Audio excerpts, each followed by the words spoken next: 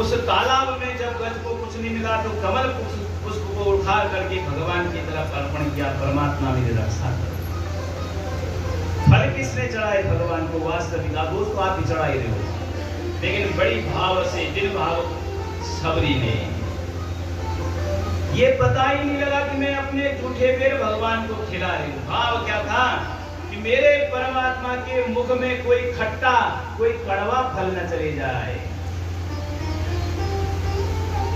पत्रम पुष्पम फलम तोयम, जल किसने चढ़ाया? केवल किसने कहा महाराज पैर धुलाइए, अपने पैर धुला दीजिए, क्योंकि आपके पैर को लग करके पत्थर भी नारी बन जाता है। आप अपने पैर धुलाइए। वो भाव, वो श्रद्धा भगवान कहते हैं आपके पास यदि नहीं है, आप एक पत्ता एक फूल कुछ नहीं है, एक लोटा पानी डाल दो मेरे ऊपर, उससे मैं प्रसन्न हूं। पानी तो फ्री है ना, दिल्ली में तो वैसे भी फ्री है।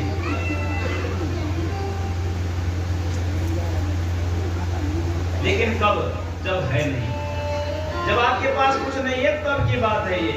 ऐसा नहीं है कि अपने आप तो फर्स्ट क्लास 150 रुपए किलो बासमती चावल खा रहे हैं, अब भगवान को फिर पत्ता चढ़ा रहे हैं, तब स्वीकार नहीं होगा। अपने आप जो है फर्स्ट क्लास 10,000 की साड़ी पहनने हैं और भगवान को कह रहे हैं वो श्रृंगार का पैकेट आता है जिसके अंदर कुछ काम का नहीं होता, अभी चढ़ाते हैं लोग नवरात्रों में बहुत, उसको चढ़ा देते हैं, तब स्वीकार नहीं। स्वीकार तब है जब आपके पास कुछ सामर्थ्यवान नहीं हो, तब चढ़ा दो कोई बात। सामर्थ्य भगवान ने दिया है तो भगवान को देने में क्या है, तब क्या है? तब तो शास्त्र कहते हैं दशांश दे दो, दशांश का दान कर दो, कोई दिक्कत नहीं है।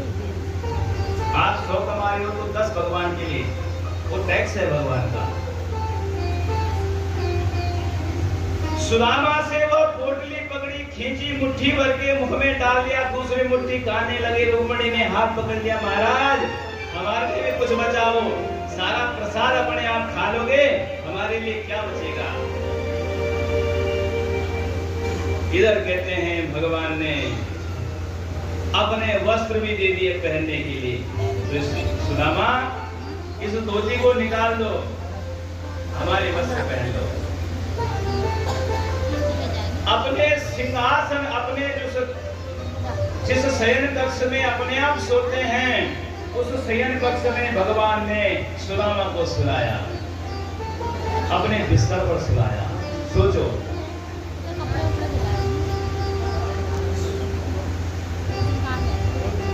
इधर कहते हैं सुखदेव जी महाराज कहते हैं, राजन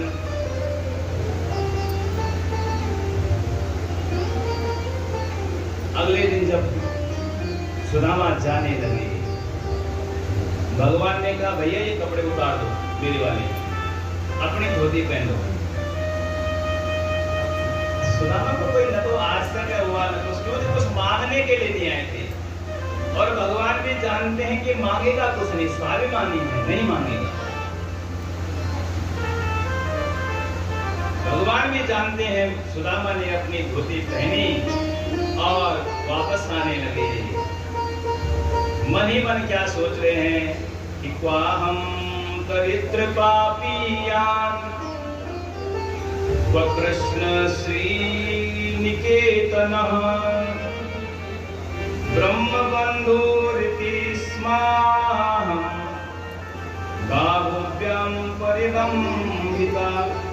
कहाँ तो मैं दरिद्र ब्राह्मण और कहाँ वो त्रिलोकीनाथ, कहाँ वो लक्ष्मी का आश्रय श्री कृष्ण, परंतु उन्होंने मुझे ब्राह्मण समझ करके, मित्र समझ करके गले से लगाया, मुझे उस पलंग पर सुलाया जिस पर स्वयं वो सोते हैं। कितना मैं भाग्यशाली हूँ, मानो मैं उनका सगा भाई हूँ। भगवान कहते हैं यह छंद जो गावई हरि पद पावई, मेरी पलंग को क्या, मैं उसको अपना पद भी दे दूंगा जो मेरा भक्त रहेगा, जो मेरी तरफ बढ़ेगा। और भगवान कृष्ण ने मेरे को क्या पता धन इसलिए नहीं दिया कि मैं धन लेकर के उनको न भूल जाऊं, वो कृपा करी भगवान ने, अपने नगर के समीप, अपने घर के समीप पहुंचे, देखा चारों तरफ सुंदर सुंदर महल बन चुके थे। पूछने लगे भैया ये किसकी नगरी? अब नौकर चाकर नए नए आए थे, उन्हें देखा नहीं था। कहा महाराज सुदामा जी की नगरी है ये। हम मेरी नगरी? इतने में सुशीला आ गई अंदर से सज धज करके। कहा ये किसका प्रताप?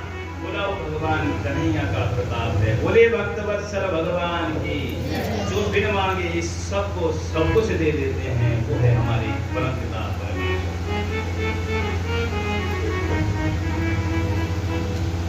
राजा